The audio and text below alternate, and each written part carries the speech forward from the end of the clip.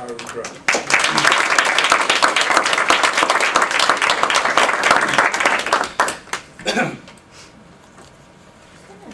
There's lots of room. Yeah, just walk on it. So, yeah.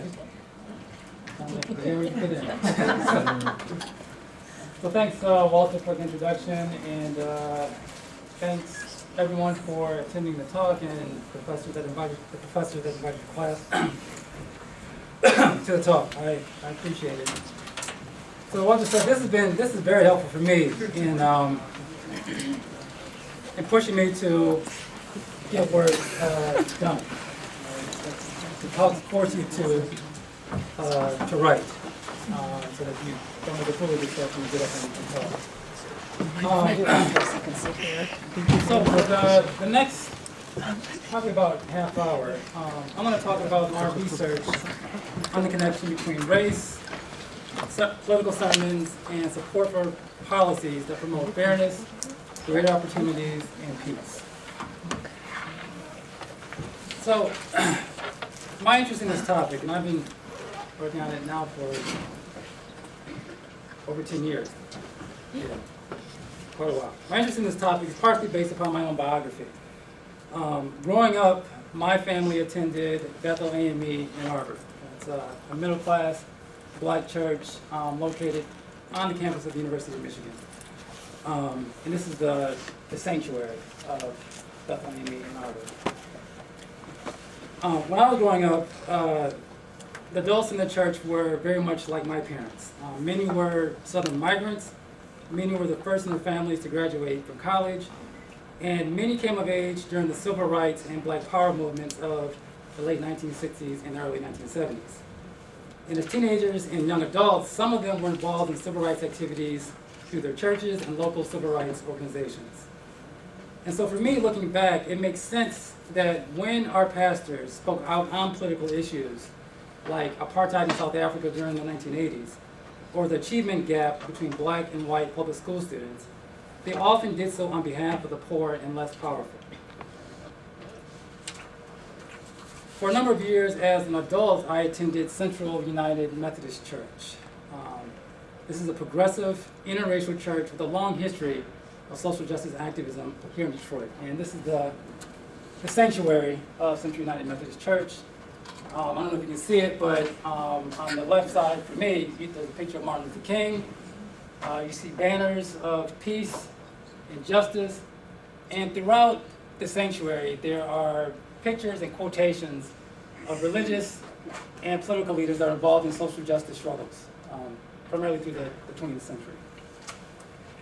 So here, I often heard sermons about poverty in the city, ethics of war, trade policies that may hurt workers in our nation and in foreign countries, and many other political matters.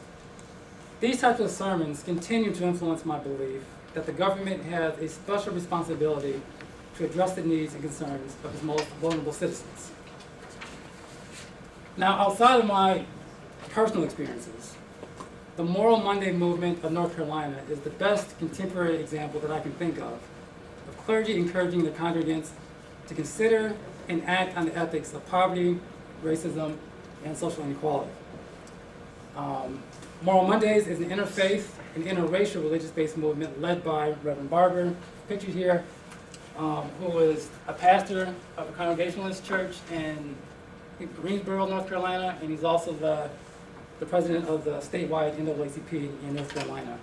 And here he's leading a demonstration on the steps of the North Carolina legislature. The movement's position on issues like racial inequities in the criminal justice system, attacks on teachers' unions, underfunding of social programs, they're largely based upon how they measure up to the standards set by Jesus' commitment to the powerless and shunned. And so it's reasonable to assume that when Moral Monday clergy preach political sermons, they're trying to build support for a communitarian perspective that requires laws protecting the well-being of all citizens, but particularly the poor and powerless. So this movement and others like it, along with my personal experiences, it makes me wonder about the potential of clergy around the country to inspire such a communitarian belief among their congregants. So the question that I have basically is, are my experiences special? Are my experiences or the experiences of people that are attending churches connected to, or synagogues, mosques, temples, connected to the Moral Monday movement, are their experiences special? So for me, hearing these sermons made me think about the poor and the powerless and oppression. It made me think about the government's responsibility to citizens, but particularly those on the bottom. And my question is that unique? Or is it something special about me in terms of how I interpret the sermon that I'm hearing? Or are my experiences fairly representative? Is it the case that when people hear sermons about political matters, particularly sermons that are emphasizing social and global justice issues, does it make them think about their own responsibility to the less powerful and our government's responsibility to these citizens as well? So, in an effort to get to the bottom of this, the current study assesses the degree to which hearing political sermons in worship settings associate with support for policies aimed at reducing racial inequality, poverty, military aggression, and the death penalty. And along these lines, do hearing these types of sermons maintain a different relationship with the policy positions adopted among blacks, whites, and Hispanics? Now, for me, it's not too implausible that clergy may have the potential to influence political thinking. And I say that because for many people, religion provides an interpretive frame that helps us make sense of our experiences. Worship rituals like sermons often serve this function when clergy reference common stories to help congregants better understand their joys and sorrows and their obligations to others. So for example, in inspiring compassion for immigrants, Christian clergy often reference Jesus' parable of the Good Samaritan, in which he argues that loving God involves showing compassion not only for one's own national and or ethnic group, but for everyone. So given that sermons can provide an interpretive frame of how we are to understand the human condition, it's not too surprising that religious groups have consistently been at the forefront of social reform movements throughout the 20th century and during the early part of the 21st century. So for example, religious groups were heavily involved in movements have been and continue to be involved in movements calling for civil rights, questioning and opposing war, pursuing greater rights for immigrants, criminal justice reform, and a host of other issues. Like these contemporary and historical examples that I just mentioned, the survey research on religion and politics pretty much tells the same story.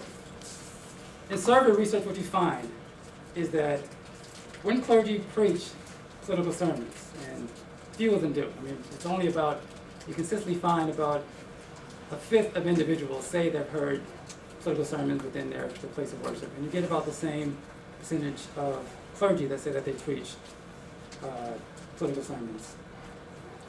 So, the survey research indicates that when clergy preach political sermons, they tend to challenge policies that perpetuate social inequalities and human suffering. So if a clergy person is preaching a sermon at all about foreign policy, they tend to be critical of military aggression as a means to handle international conflicts. When they talk about poverty, they tend to support a more generous welfare state. When they're talking about race, they tend to support programs aimed at reducing racial inequalities. And so as one may expect, blacks are more likely than whites, and to an extent Hispanics, to hear these types of political sermons about race, poverty, war, criminal justice. Immigration is the exception. The survey research indicates that Hispanics are more likely than blacks and whites to hear sermons about immigration. You also find that blacks are more likely to hear sermons that encourage them to engage in political activism. The survey research also suggests that white worshipgoers that hear political sermons, so white worshipgoers that hear political sermons, are more likely to take a progressive policy position on poverty, race, foreign policy, and social welfare than are whites that attend worship services but don't hear political sermons. One more time. For whites, those that attend churches where they hear political sermons, where the pastor is talking about any number of political issues, they tend to be more progressive on issues of race, foreign policy, social welfare, and immigration. For African Americans and Hispanics, we don't see that relationship at all. The survey research indicates that for African Americans and Hispanics, those that go to churches, or temples, or mosques, or synagogues, or what have you, where they're hearing political sermons, their policy attitudes are no different than our blacks and Hispanics that go to worship services and hear nothing. They don't hear any political sermons.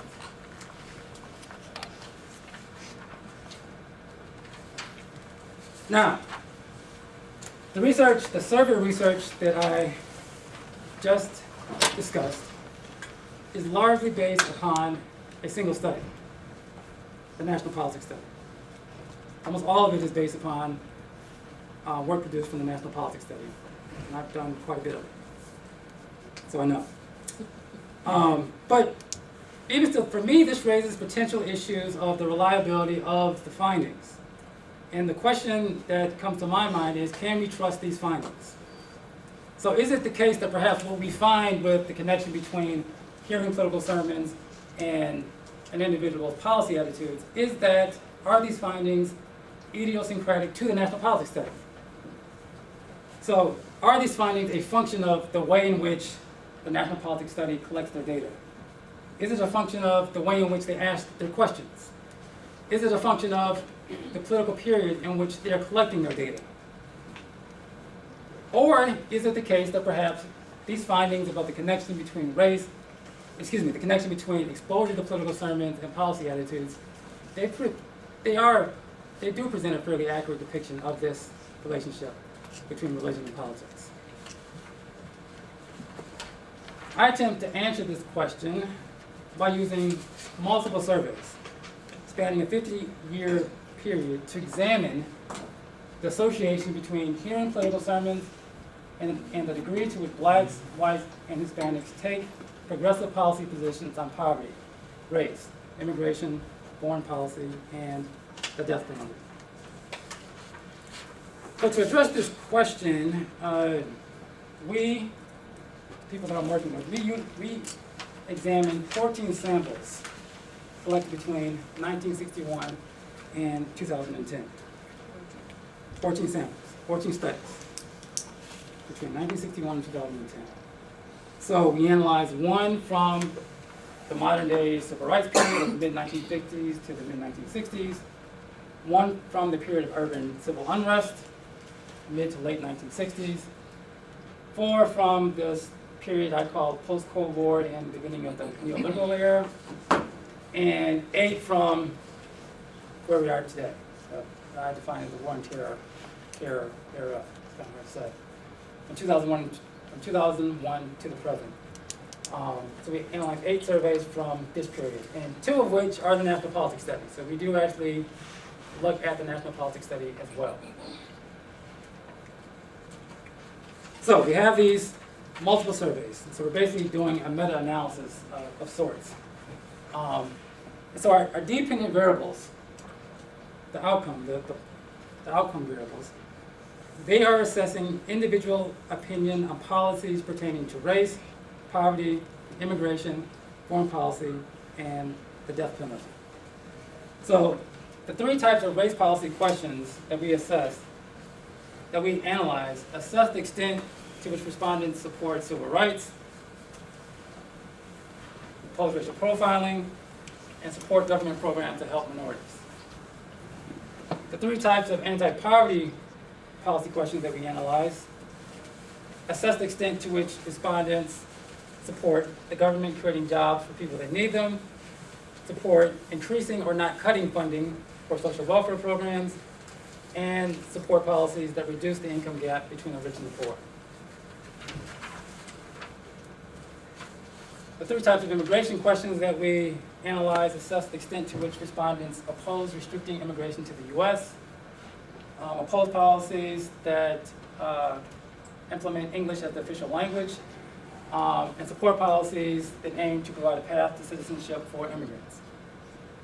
The 3 foreign policy questions we look at assess the extent to which individuals support policies aiming to bring about more internet, more peace, the extent to which individuals oppose the Iraq War or the War on Terror, and support cuts to defense spending. And finally, the death penalty questions all assess the extent to which individuals oppose the death penalty. So these are our dependent variables. These are the policy attitude questions. Now the independent variable, the two types, the independent variable assesses respondents' exposure to two types of political sermons. So individuals are either asked, in the past 12 months, have you heard sermons in your place of worship about a political issue? The other type of political sermon that we are using asks, in the past 12 months, have you heard sermons in your place of worship in which you are encouraged to become politically active?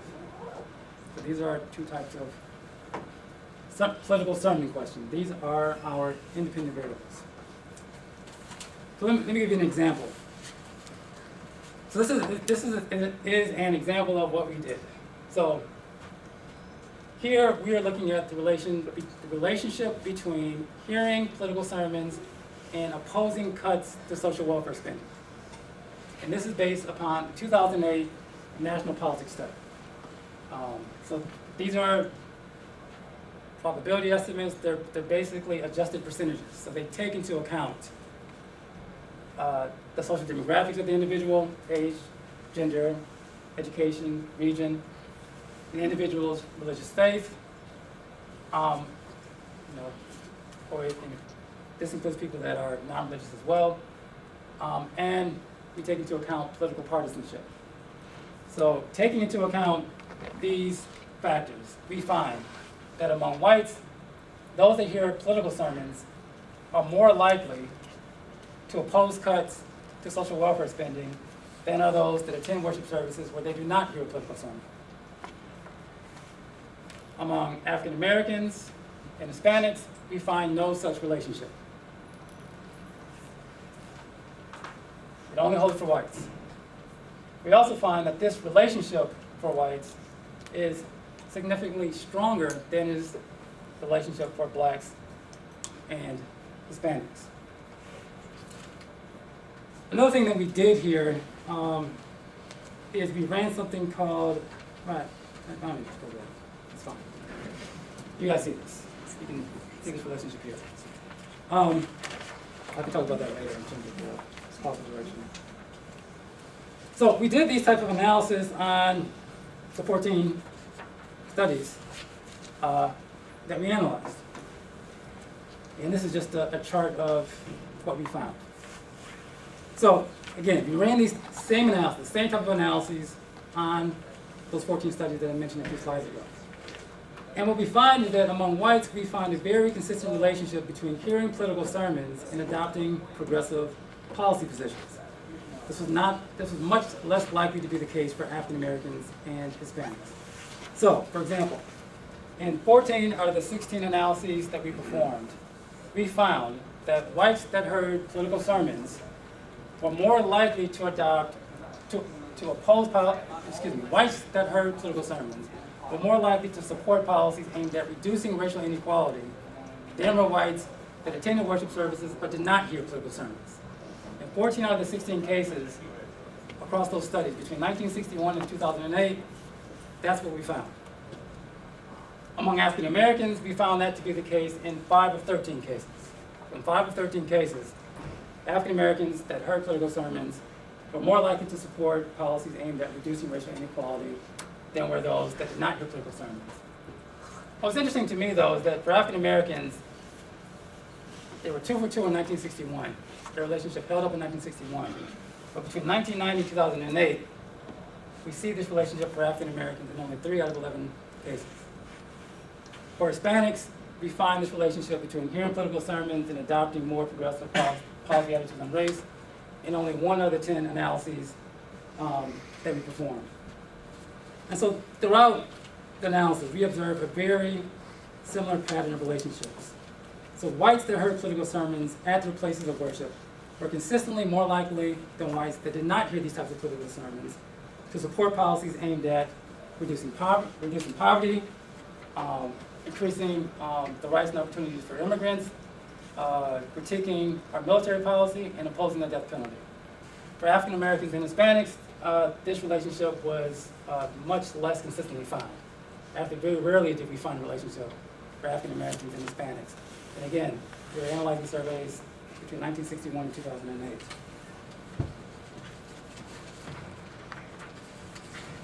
So, the two main findings from this study is that one, across surveys, whites that hear political sermons are consistently more likely than other worship-going whites to maintain progressive policy positions on race, poverty, foreign policy, immigration, and the death penalty. We find a much less consistent relationship, if any at all, among blacks and Hispanics. So, one way to understand these findings is that for whites, politicized worship settings may provide space for progressive-minded persons to question what they've been led to believe about American exceptionalism and the way in which they privilege from it. One interpretation of American exceptionalism suggests that because of our nation's special position in God's sight, we stand apart as a moral beacon. Some have referred to it as a city on a hill, for which all other nations are to emulate. That said, we're justified when we pursue military aggression against and/or make economic arrangements with other nations to ensure our security and dominance. This is based upon the premise that what is good for us is good for the world. Along these lines, because of the special opportunities available in our country, individuals that are willing to work hard, regardless of their condition, are able to get ahead. The extent to which individuals or groups fall behind or are not as far ahead as they would want to be is due to their own failings. It's not due to the lack of opportunities, it's because they're not trying hard enough. Now, whites that attend worship settings like Central, downtown Detroit, or those affiliated with the Moral Monday movement are likely to hear sermons that challenge some of these assumptions about American exceptionalism. They may be challenged by holding these assumptions up to faith teachings that emphasize love, justice, and mercy that are emphasized in the Gospels. Doing so may reinforce a commitment to policies aimed at promoting greater peace, fairness, and opportunities for everyone, but particularly for those on the bottom. On the other hand, for blacks and Hispanics, it could be the case that the everyday lived experiences as members of marginalized groups may itself challenge the dominant narrative of American exceptionalism. So, even though African Americans and to a lesser extent Hispanics are more likely than whites to hear political sermons, hearing these types of sermons may not challenge what they already believe about the government's obligation to provide opportunities for everyone and to not exploit weaker nations. Equally important among Hispanics who are disproportionately immigrant, the heightened optimism about the economic opportunities and political liberties within the U.S. relative to their home nations may contribute to a strong belief in the American dream. Such hope may mute the influence of political sermons, however critical, on their public opinion.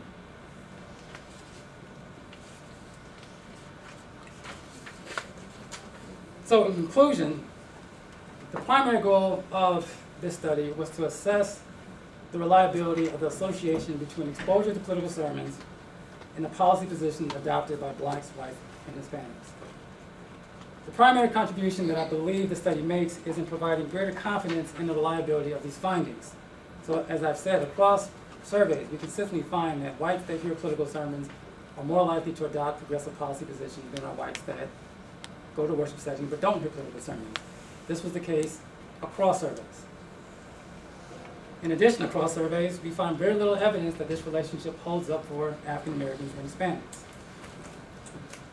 Now, and there's always drawbacks, and one that I've dwelled on for a while of this study, in other survey research-based studies on religion and politics, is that we're asking people if they've heard sermons. We're asking people if they've heard sermons that they've pastor discussed or clergy, imam, whatever, if they've heard policy, if the clergy person has discussed political issues, or directly encourage them to become politically active. But we don't actually know what they heard. We only know that they heard something, but we don't actually know what they heard. So we don't know the position that the clergy person actually took or is taking on any number of given issues, and we don't know how clergy are appealing to the religious or political sensibilities of congregants in an attempt to sway their opinion. So one way to, some of these questions could be addressed through future research. People that are interested and are able to do qualitative research. I mean, one thing that I could see that could happen to get at some of these drawbacks is to actually read and analyze the political sermons that congregants say they hear. In addition, open-ended interviews of congregants that attend political worship settings may help us better understand what it is about these worship spaces that reinforces and or challenges their thinking about social justice. All right, thank you. That's it.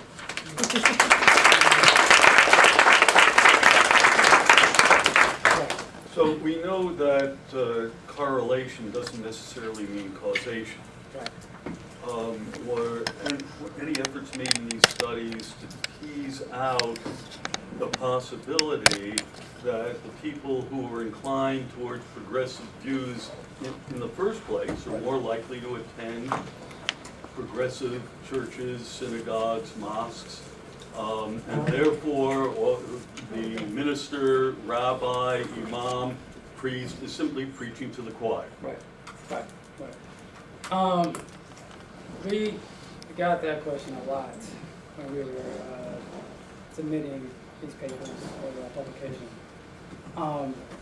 So we tried to make the case that looking at the association in and of itself is pretty interesting for us, where we see this association very strongly and consistently for one group and not at all for another group. And that, for us, was also interesting in terms of, what is it about these worship settings that may, in fact, be attracting progressive-minded whites to these worship settings and staying there. Whereas for African Americans and Hispanics, it's not happening at all. But that wasn't good enough for the reviewers. So we ended up doing, and I was going to talk about it, but because you asked about it, it's this technique called treatment effects in survey research. And basically what it is doing, it's simulating an experimental design. So for us, for example, if you look here, the treatment effects, I didn't bring the actual number, but what the treatment effects are doing, what they are simulating is what's the probability that someone would oppose custom welfare spending if everyone had the same opportunity to go to this type of worship service. And then what's the probability that someone would oppose these cuts if everyone had the same opportunity to go to a worship service but they didn't hear one. And the idea is to simulate this experimental design. And what we find is that the relationships, they still hold up. They still, across studies from 1961 to 2010, these treatment effects basically support the idea that these sermons do have some bearing on how people think. So I think the qualitative research would help us get help us better answer this question, because what I do think it makes a difference. The treatment effect kind of helps support this idea, but I also think that that is happening, that people are going to worship settings where their political ideology is matched. But in the course of attending these types of worship services, your beliefs could be strengthened and reinforced while you're there. The last thing that I'll say to this is that there are surveys that ask people, why did you pick this worship service and why do you stay? No. Why did you pick this particular place of worship and why did you leave, the people that left? And I think around 5% of people say that they picked, the primary reason why they picked, a worship service was because of the political beliefs. And 1% say that was the primary reason they left. And there's other studies that, it's consistent because for most people, getting a political lesson, that's not the primary reason why they're going. That's not the primary reason why they're staying. And to me, it's important that given that it factors so low on why people choose a church and why people decide to leave, the fact that when they do hear these sermons, it is associated with their political beliefs, and there is some evidence that it actually has some bearing on the political beliefs for one group, to me is pretty important. Yes, go ahead. Mr. Professor? Yeah. Thank you for your talk. Yeah. I might be wrong, but it's my understanding that most churches are established under like some special nonprofit status. And that nonprofit status restricts them from political sermons. Now, political, I'm meaning, when I say political, I mean an express resolve about voting and politicians and politics. And most of what you talk over, I could define as social issues. Yeah. So why did you choose the word politics, and how do you differentiate between just general social issues and politics as it has to do with government and political parties and voting and et cetera, activism? Right. Well, I mean, everything is politics. Everything is about, how resources are going to be distributed. I mean, that's what they're asking people. What do you think the government should do about social welfare spending? What do you think the government should do in terms of what policy do you think it should take on how restrictive we are with allowing immigrants in the country? So on the policy questions, those are political questions. They're asking people, what do you think the role of government should be in addressing any number of issues? On the sermon side of it, it's tricky. It's tricky because worship, religious congregations they have a special tax exempt status, so they don't pay taxes. And as a result of that, they cannot get involved in political campaigning. And this is so you can't. It's technically it's illegal. Well, yeah, technically they would be in violation of the tax exempt status if they encourage people to vote a certain way. Technically, but they get around it, and the IRS looks the other way many times. Because let me just give you one example. I'll let you go. Let me talk. So in 2003, there was I think the name of the church, it was Episcopal Church in Pasadena, California. 2003 is either leading up to the invasion in Iraq. And the director of this Episcopal Church was saying that you need to vote your conscience, and that he just said, this war is about oil, it's about conquest. And a few months later, the IRS was looking into the church for violating their 501c2, not violating, for tax exempt status. Now, he was claiming he wasn't telling people who to vote for. They're claiming, yes, you were, because it's very clear that election was, a referendum on what positions should the U.S. government take on the war in Iraq. So there are instances if pastors, clergy, imams, rabbis, what have you, if they're taking very unpopular decisions, that may attract attention. But if it doesn't seem like it'll matter that much, they may look the other way. If it helps, for example, if going into a church every election season to encourage people to vote, which happens all the time, that helps you get votes, then you can look the other way. So, go ahead. Yeah, it was just, and I guess your study is about maybe which congregations violate the laws and bend the rules more than others? Well, no, I'm looking at what they're all. I mean, if you can come after any congregation. I mean, if you really wanted to look at it, and you're saying, well, you're on this side of immigration reform. The Democratic Party is on this side of immigration reform. That means you're suggesting that people, if they're voting to conscience, you got to vote for the Democratic Party. That's a violation of your tax exempt status. I mean, on any issue, you're talking about abortion, same-sex marriage, any issue, you could go after clergy that are taking a position and say, you're kind of encouraging people to vote a certain way. You're kind of encouraging people to campaign a certain way. You're kind of encouraging people to donate their money to certain parties. But since both of the major parties benefit in some way by mobilizing people through worship settings, it happens. And it's happened for a long time. So, but I mean, the tax code actually is very ambiguous. I mean, they don't even specify like how much you can do. This is just, you can't engage in an inordinate amount of political campaigning. So they don't even specify like, well, what do you mean by inordinate? Well, you know, whatever. If it hurts in our party or something, that's inordinate. You know, so it's every election season that happens. But so yeah. Go ahead. I have a clarifying question and then a question. Yeah. So I brought my research methods class. So Mhm. I just wanted to clarify with you if you view this as race moderating the relationship between. Yeah. Okay. Yeah. That's one. Yeah. Buzzword from me. Second of all, I have we came up with some questions before we came to visit. One is, how did you get access to all these surveys, Oh, that's all the good. many? And Yeah. then two, because each one was its own enterprise, each Yep. survey. Can you give us an example of one and how there may or may not be selection bias as part of who's in the survey or who is in the Oh. surveys?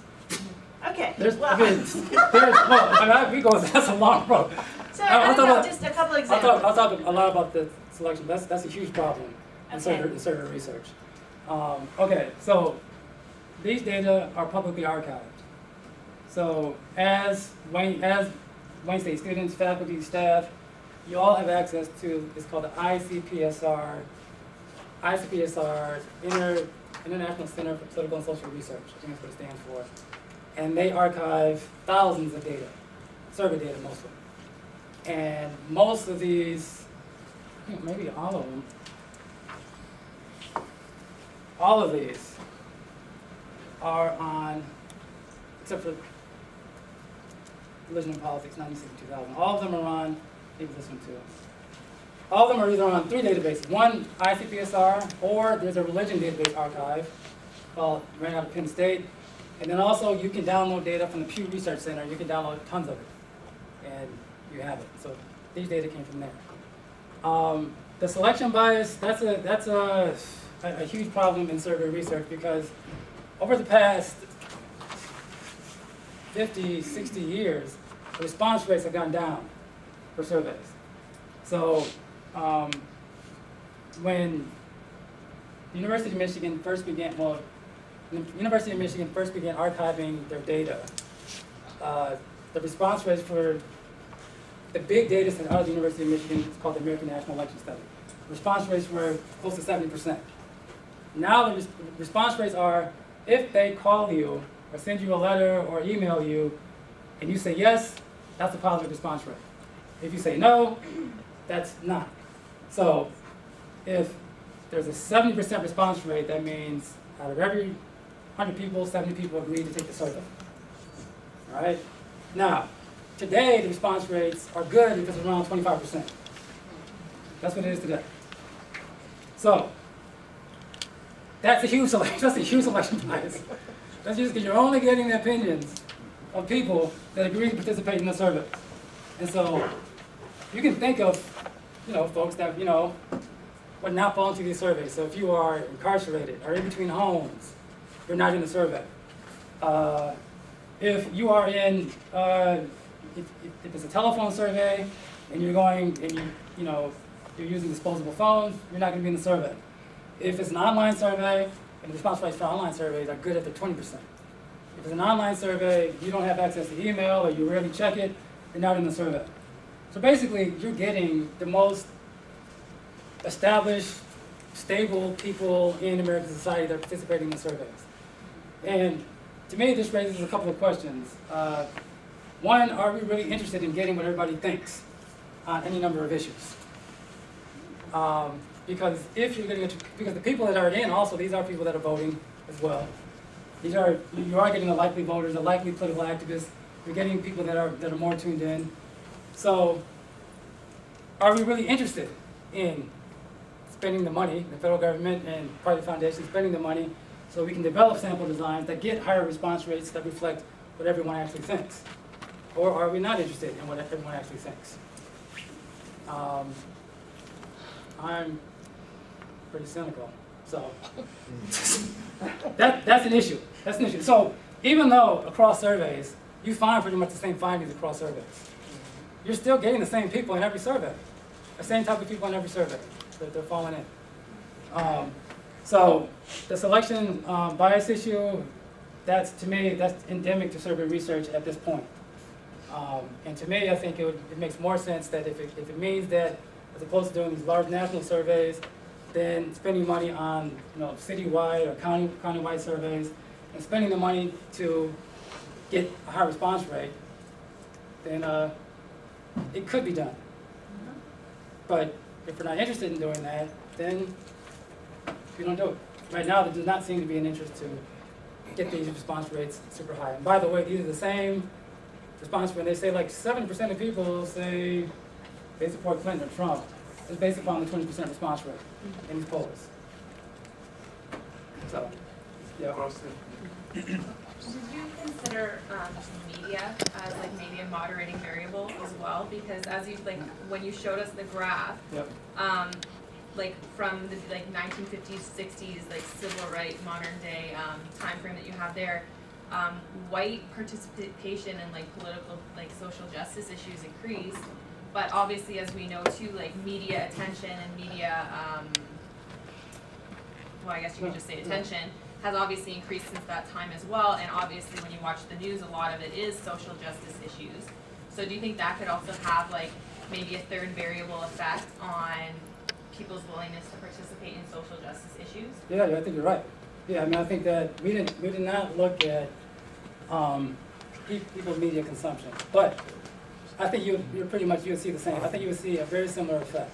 I mean, I worry about this that if someone is watching my favorite show, Democracy Now. If you're watching Democracy Now, if you're watching that episode and you're thinking about immigration, or you're thinking about fracking, or you're thinking about drone policy, I think it will. For one thing, you're arguing the people that are watching Democracy Now are probably already thinking along those lines. But it wouldn't surprise me if it strengthens the beliefs and the policy position that people that are watching that show have.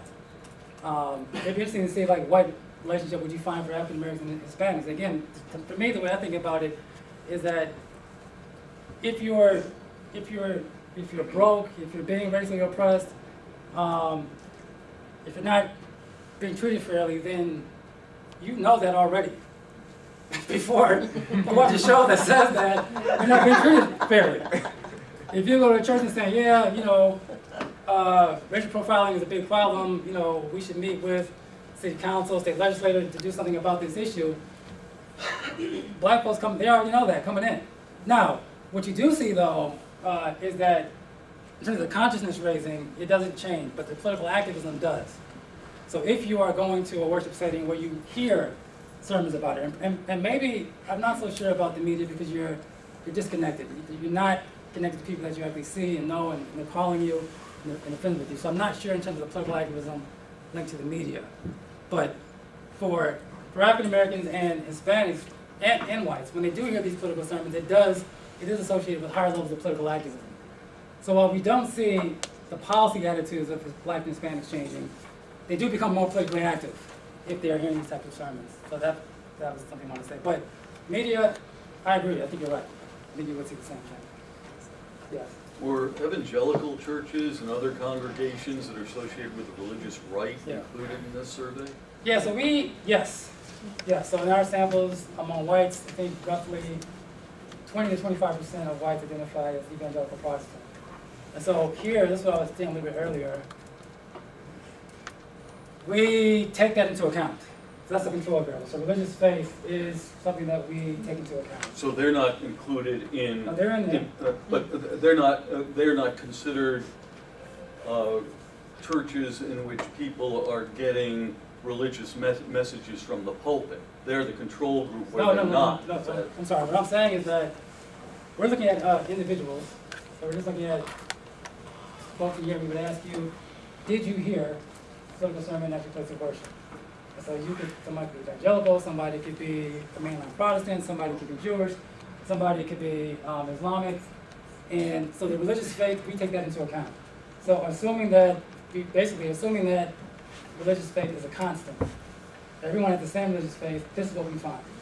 So we didn't separate them out. They could have heard the Reverend Jerry Falwell Jr., Right. and that's still considered a religious, a political message.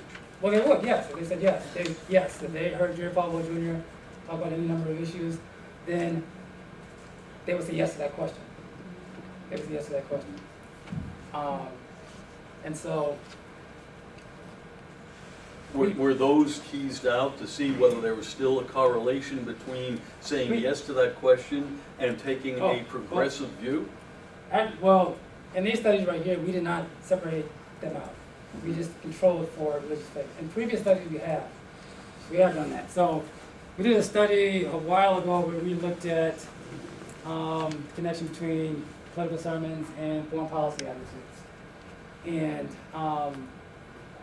for evangelical Protestants, the relationship, we did not see a relationship for evangelical Protestants. So if they heard a political sermon, we did not see a correlation between hearing the political sermon and what they thought about defense spending in Iraq or the war on terror. For mainline Protestants and Catholics, whites, we did see a relationship. So the relationship was much stronger for these, I guess, I don't want to say liberal, but mainline Protestant and Catholic, than was the case for evangelical Protestants.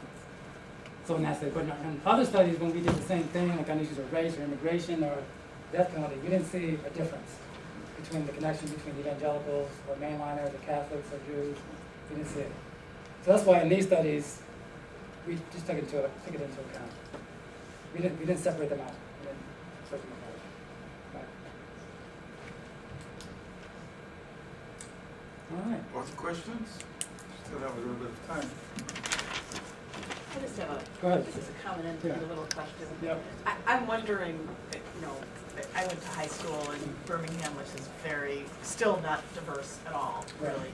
Right. And for the most part, and I know most of my classmates were involved in different kinds of youth groups and pretty homogenous churches, but I did know someone who the family had a tradition of going to a church in Detroit, and that was a little more progressive, Right. and actually this friend of mine, a gay man, and he had a commitment ceremony like 2 decades before the Supreme Court decision Right. in his church that he'd grown up with in Detroit. Right. So I'm just kind of, it's interesting to think about the idea of white flight, but maybe a reverse white flight, where there's something about the suburban churches among whites that's not appealing, maybe because of the social conservatism that is actually drawing some group of progressive whites back to the cities. And Okay. maybe that's just a Detroit thing, and I'm not saying it's a huge movement, but I did see it happening sometimes. Good. People Yeah. coming back.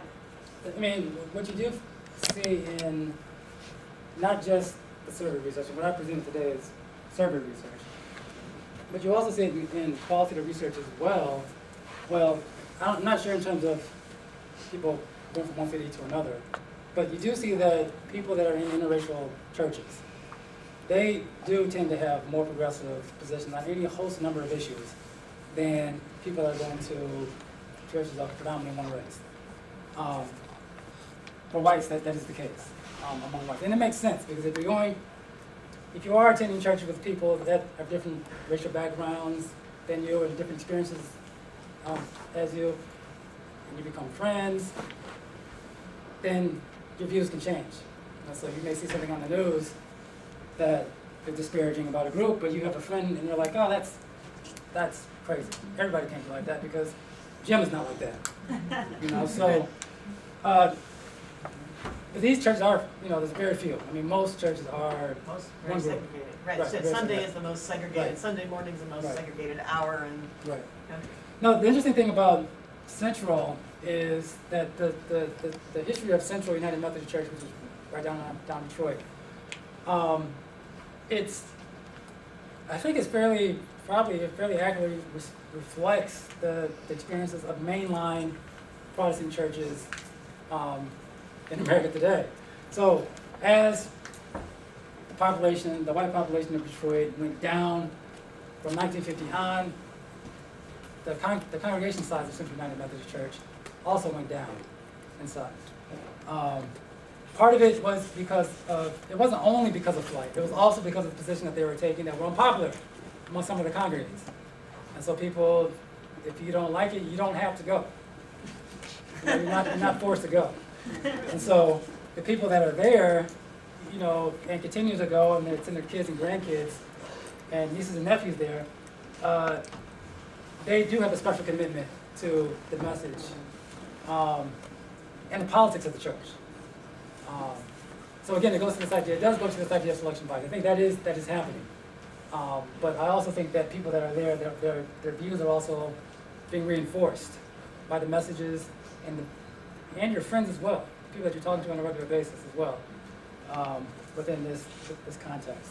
So, yep. Oh, go ahead. Good. All right, I was going to ask, does the strength of the correlation, if there's a different setting, does the strength of the correlation change? Like political messages, or political lessons, let's say in schools, or political lessons at home, or is there? I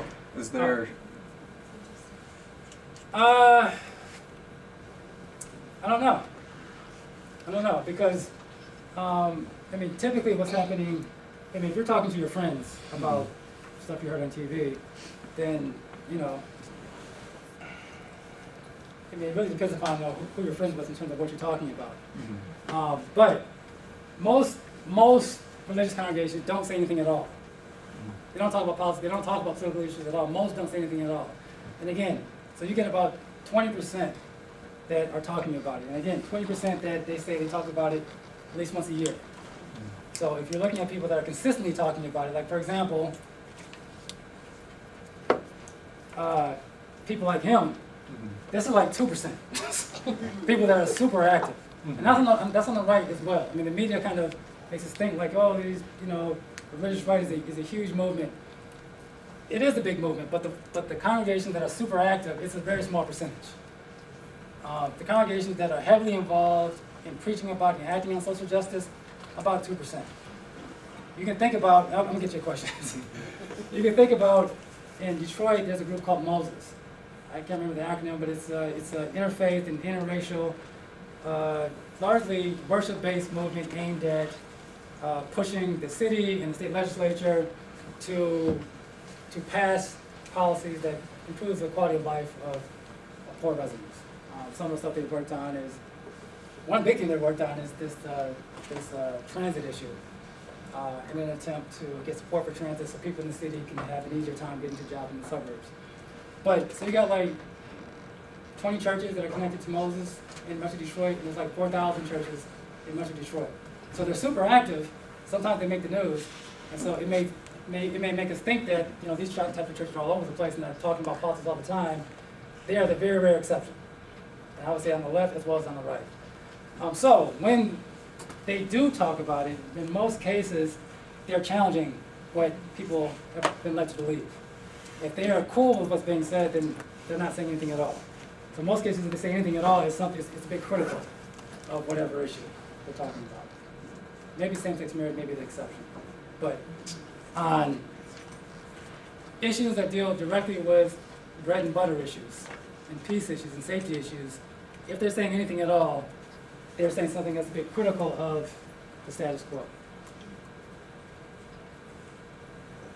All right, cool, thanks.